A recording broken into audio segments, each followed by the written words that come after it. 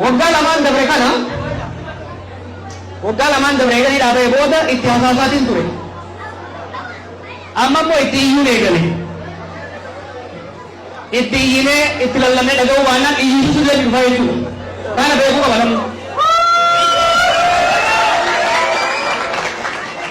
Mootummaa garagalchuuf deemanii mootummaa kuffisuu barbaadanii jiran. Lakki. Kun mootummaa kuffisni agarree jirra barbaachinaa ni nuti. We have done it.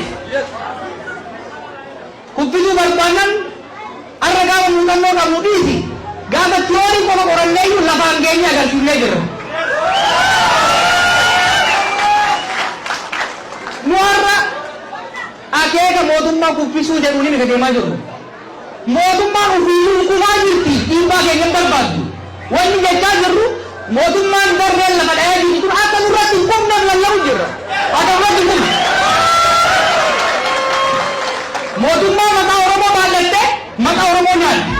Mootummaa maqaa Oromoo baallattee Oromoo salphifte qaanessite kana nurratti akka hin qubnaan lallabaa jirra malee ofii rukutu jirti waan kuffisuu ajaarraa hin qabnu jechuudha. Ammoo we are asking for conversation. Waggaa lamaaf walakkaa ergan dhaabee itti hasaasnee sossobnee biyya nagee buusa. Diinagdeen kufe maqaan keenya bade salphanne maqaa keessaniin jennee kadhannee dadhabne.